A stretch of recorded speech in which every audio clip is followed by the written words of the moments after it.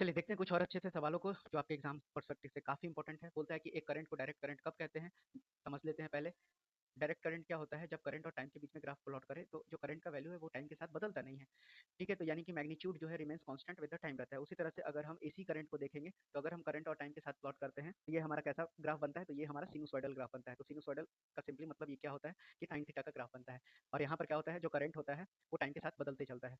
तो आगे बढ़ते हैं आगे। अगले सवाल पे आपसे पूछा गया कि 1 वाट आवर, आप ध्यान दीजिएगा किलो वाट नहीं पूछा गया है, आपसे वाट पूछा गया है। तो 1 वाट आवर में आपसे पूछा गया कि कितना जूल होगा, तो आपको पता होना चाहिए वाट होता है जूल पर सेकंड, आवर अगर आप करेंगे तो ये हो जाएगा आपका 3600 सेकंड हो जाएगा, सेकंड से सेकंड कैंसिल आउट हो जाएगा, तो ये हो जाएगा 3.6 इंटू 10⁻³ हो जाएगा। तो ये आपका इतना जूल आंसर हो जाएगा। बढ़ते हैं अगले सवाल पे। आपसे पूछा गया एब्सोल्यूट परमिटिविटी क्या होता है। अगर एप्सिलॉन नॉट से डिनोट करते हैं तो ये आपका डी अपॉन ई होता है। डी का है आपका, डी आपका इलेक्ट्रिक फ्लक्स डेंसिटी है। डी आपको बोलते हैं इलेक्ट्रिक फ्लक्स डेंसिटी, जिसका यूनिट क्या होता है, फैराड होता है। और अगर आप ई को देखेंगे तो ई आपका क्या है, इलेक्ट्रिक फील्ड इंटेंसिटी है, इलेक्ट्रिक फील्ड इंटेंसिटी। अब अगर हम इसका यूनिट निकालें तो इसकी यूनिट क्या होती है, इसकी यूनिट मीटर होती है, सिंपल। तो अब अगर हम एब्सोल्यूट परमिटिविटी को देखें तो ये क्या हो जाएगा, फैराड पर मीटर। इस सवाल का सही उत्तर हो जाएगा, यानी ऑप्शन नंबर सी इस सवाल का सही आंसर हो जाएगा। बढ़ते हैं अगले सवाल की ओर।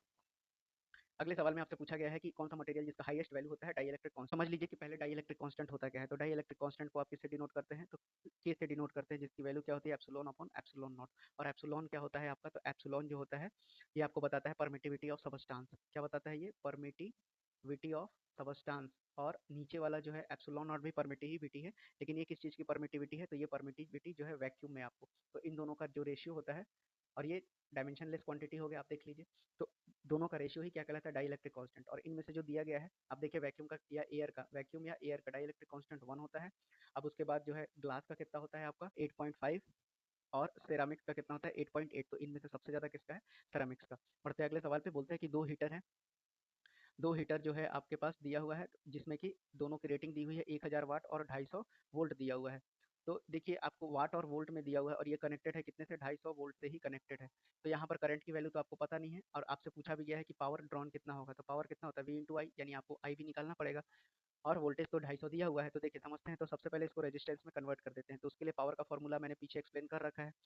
तो वी स्क्वायर बाई आर हो गया। तो वी स्क्वायर कितना होता है, 250 इंटू 250, और आर की वैल्यू जो है पता नहीं है, तो आर कितना हो जाएगा, वी स्क्वायर बाई पी। तो पी ले लेंगे कितना, मेरे पास 1000 वाट दिया हुआ है, टू जीरो कैंसिल हो जाएगा, तो 62.5 ओम आ जाएगा आपके पास। तो अब ये दोनों मिलकर सीरीज अगर हम देखें तो ये सर्किट कैसा हो जाएगा, इस तरह का आपका बन जाएगा। और इनको कंबाइंड कर देंगे तो ये कितना बन जाएगा, एक सर्किट में 125 ओम का बन जाएगा। अब इतना आपको अगर निकालेंगे तो कितना हो जाएगा, वी बाई आर हो जाएगा। टोटल रेजिस्टेंस टोटल ले लेते हैं। अभी भी अभी भी 250 है, और आर टी कितना हो जाएगा 125, कैंसिल आउट कर देंगे, 2 एम्पियर आ गया। अब पावर कितना होता है, भी 250 था, आई आपके पास 2 आ गया, यानी कि 500 वाट